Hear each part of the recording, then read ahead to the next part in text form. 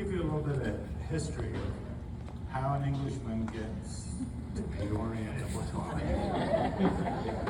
So, back in 1975, we had Ted Fleming came over from Peoria, and he was on, I think, on a spying trip, coming to different label printing companies and seeing what secrets he could find. But so he came and visited our company over in England, and my uncle had met Ted a couple of times before, and I think he was thinking, what am I going to do with this kid that's now in the family business, and let's send him to America. So my uncle asked, he said, would I want to spend a year in Peoria, Illinois, at a label printing company. So I thought, well, I think America sounds pretty exciting compared to England at times. So July 2nd, 1976, after waiting for paperwork to get blessed and signed, or whatever I left, came over and landed in Chicago, and then had a shorter flight on Ozark Airlines. Remember that?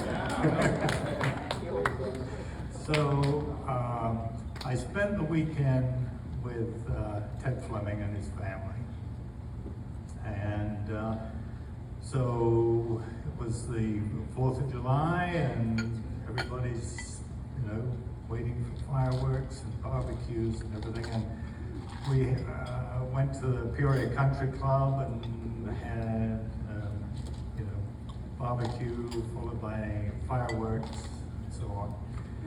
But coming from England, I really didn't sort of grasp the 200-year,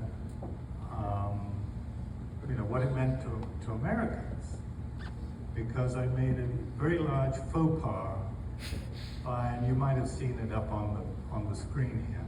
I had a T-shirt that my dad had picked up when he was in London, and it said,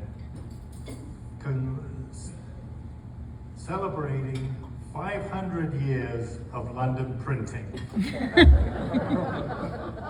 And I actually wore that when I was in 20. He took a pretty dim view of it. So anyway, after the 4th of July celebrations, I ended up going to my lodgings, which was the YMCA in Peoria in July without air conditioning.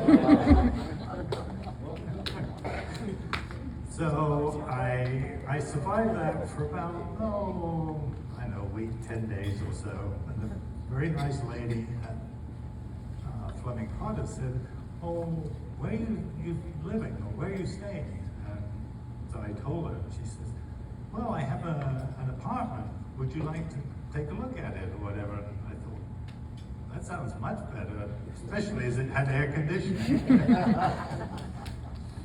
So,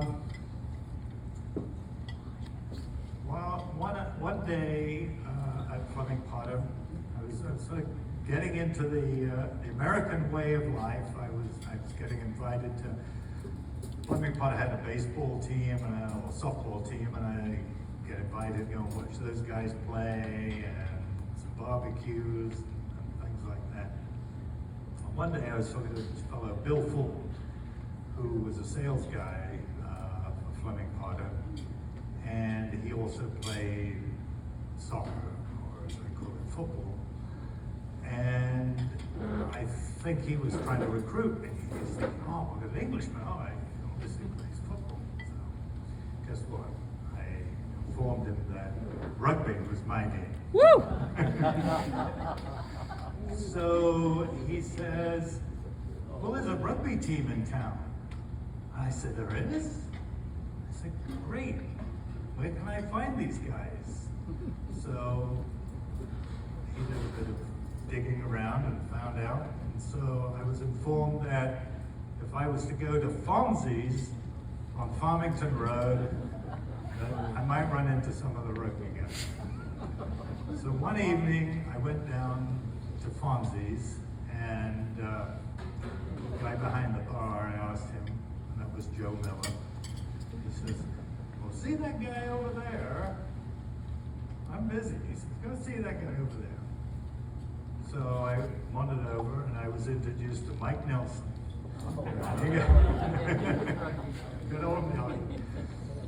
So Nelly gave me the info about the club and matches and practices down at Detweiler Park. And so all of a sudden, I get down to the practices and everything, and I've now picked up about 20 new friends. And that was probably the biggest reason that I stuck around for a second year in Peoria. And so nobody was saying, come home, so I stayed. So one evening, there were a few of us that were out at the second chance. And while I was there, I saw this lovely young lady there.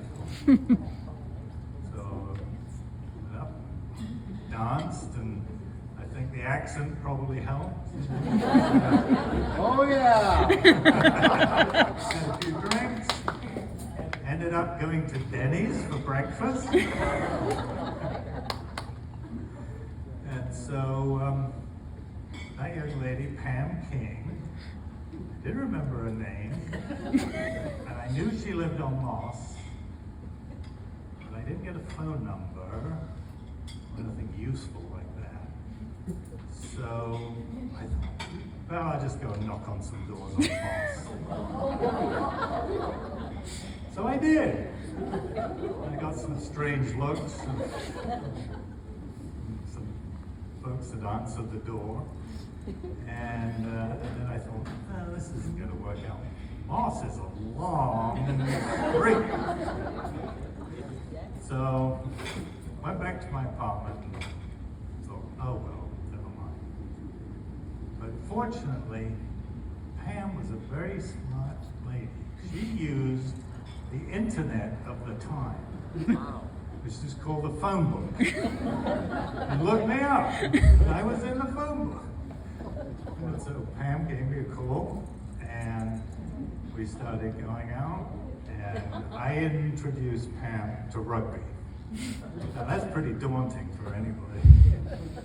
But Pam seemed to take it in stride, and so the next few weeks we were at rugby matches, after rugby parties, and one of the things during the summer and everything, we are driving around Peoria in her old Cutlass with the listening, and every once in a while our song came on and we'd turn up the volume. By and large, I think I've had a really good time of it here in Peoria and Washington, and I'm really pleased that everybody's here to celebrate not only the 250 years of America, which I am now a signed up member of, but also my 50 years of being here. So I thank you for your friendship. Enjoy the evening and get out on the dance floor. And Pam, here's a song for us. Aww.